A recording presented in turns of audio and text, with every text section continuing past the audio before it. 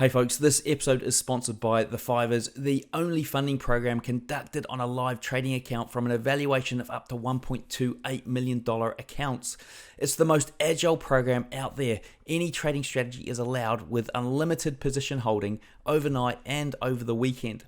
There's only one evaluation phase where you only need to make 6%. And you can take your time with a 6-month maximum qualifying period.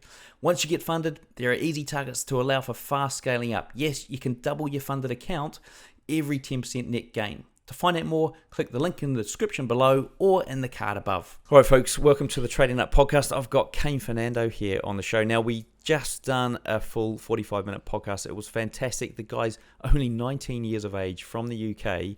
And in that podcast, he talks about how he grew a £500 account to a £29,000 account in 5 weeks. And at the end of this show, you're going to actually see that account. The account balances going up, going down, and it did go down dramatically originally. It went from £500 to £75, and he then took that £75 to £29,000. And you're going to see how he did it. It's probably not recommended, is it, Kane?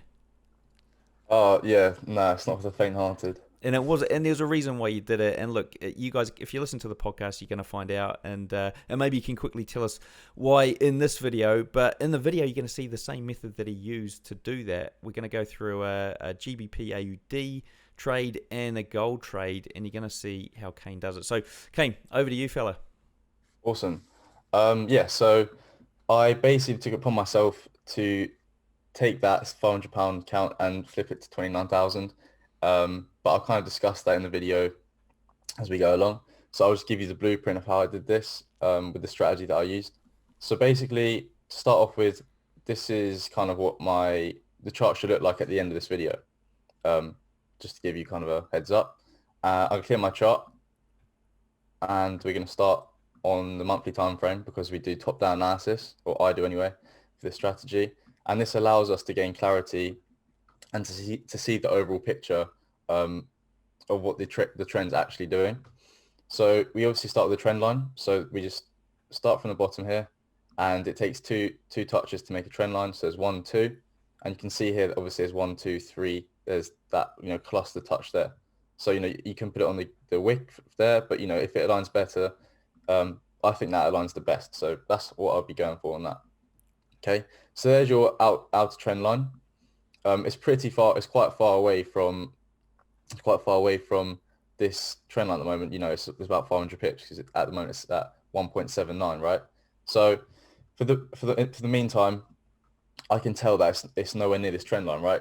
This is a significant level, but it's nowhere near it. So I don't have to really worry about that just yet. So we can go down to the weekly, even the daily at this point, and zoom in. I would definitely recommend using the 8-hour time frame. A lot of people don't use the 8-hour time frame. It's something I use significantly. I use it every day, just for analysis, and it really helps. So if you're not using that, do try it out. And we get the trend line again, and we find 1 touch, 2 touch, and then we look for the 3rd touch once more, because our 3rd touch, or the number 3 in Forex, is like our magic number, right? It's the same with when I look for entries, I look for 3 rejections, then I look for a trade. It's the same for trend lines. I look for 3, and then you take a trade. So if you haven't tried that, do back test that and see how that plays out for you.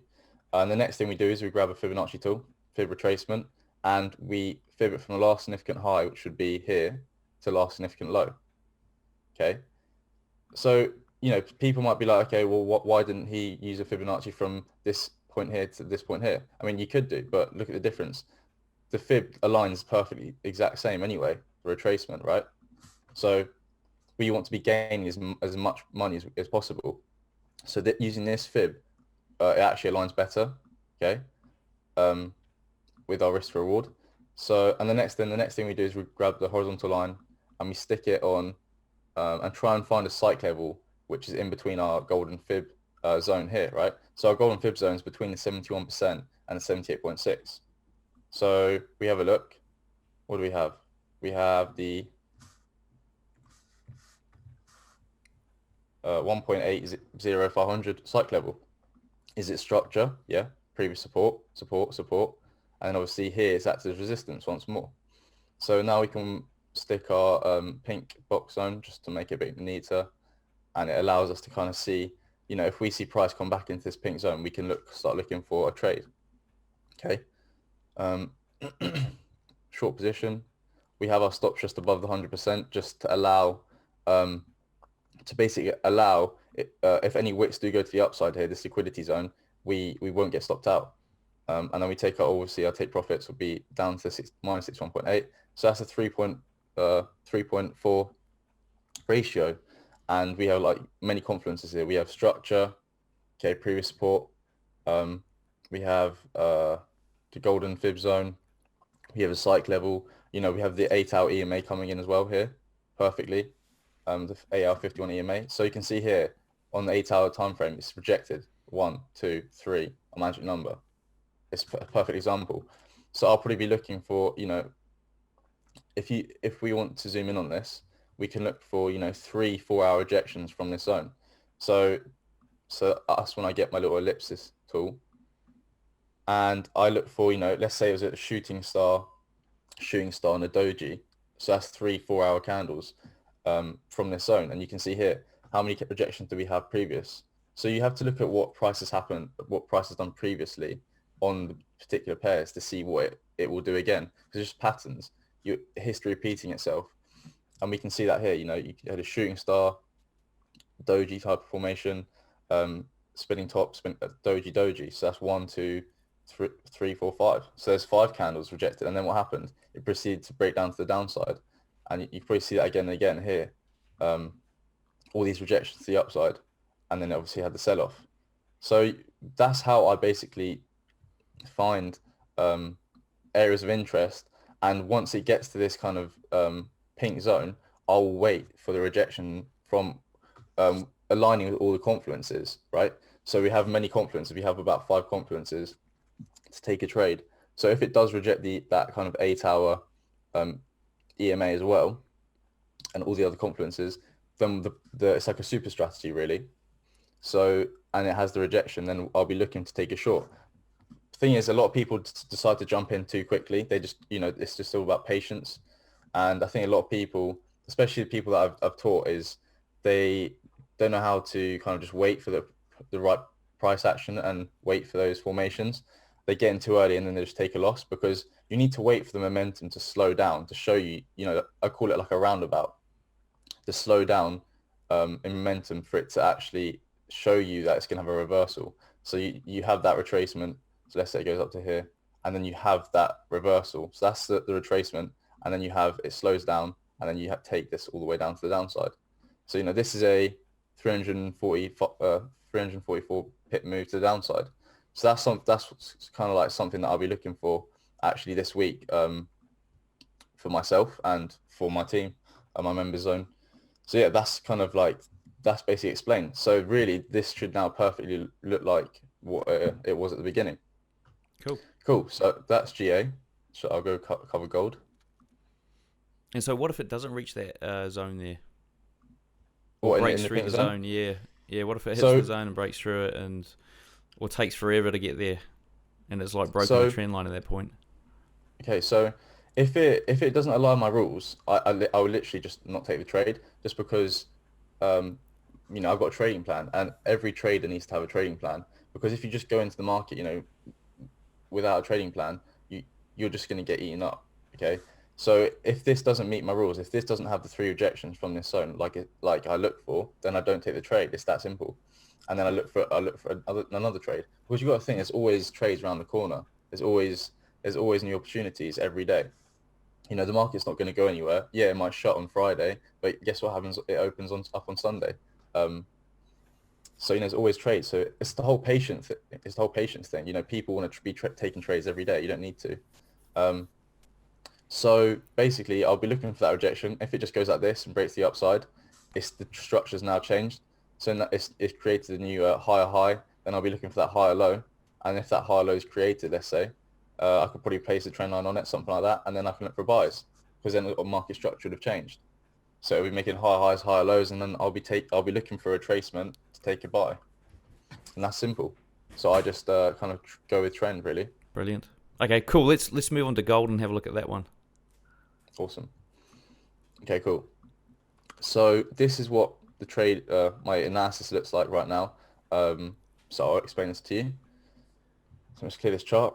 So with gold, you can do top-down analysis. The thing is, the candles are so big, on the monthly and the weekly, you don't really have to. I'd say just kind of stick to the daily 4-hour, 8-hour kind of time frame for your analysis. So same thing again. We need to start with the trend line. Okay, it takes 3 touches to make a trend line. So I can clearly see there's 1 touch, 2 touch there. So 1, 2, really close together, and this was the 3rd touch. So this is where you could have had an entry. But I'm just going to basically, this is my forecast for the week ahead for you guys. So you can hold me to this and see if it actually pans out. And then the next thing we do is we get fib retracement once more. Do it from the last significant low, which would be here, to last significant high. So pull it across, okay, which is there. And then what happened? Did price retrace into my golden zone? Yep. Okay, had the retracement, right? So I had to wait for this. I had to be patient enough. I had to meet my rules. Okay, and then I put the horizontal line on, and I have a look. And is there a psych level? Yeah. There's that 60 just there. Okay, and this structure as well. Look, resistance, resistance, resistance, support, support, support, support, support. So that's a massive liquidity zone. Price is getting fulfilled. Orders being taken from this kind of region. So before this had even occurred, right, I said, when I put my analysis out, this was what it looked like. So imagine this wasn't even here, this kind of price action. So I already had this pink box on, going across, because I had all these wicks to the downside here. And I said to the guys, if we can see this price come back into this zone, then, price is most likely going to have another reversal, because every time price comes into this zone, it has a reaction. So that's why, probability is it's going to do it again. Okay. So then we get our long tool, stick it on, stops just below the 100% to allow any kind of wick fishing into this zone. So that just means if price does get pulled down into this kind of area where all these wicks are, you will be fine, and our trade will still be able to play out. Okay, and that's so if we just have it like that, it's a 3.7 risk to reward, and it's a 550 pip move to the upside. So basically what I'll be looking for here, previously we had on the 1-hour time frame. So with gold, it's a lot more, it moves a lot faster, so you need to be able to kind of adapt to that. So, it might not be looking at 4-hour rejection or 8-hour rejection like I would on FX pairs. It would be more on like the 2-hour or 1-hour time frame.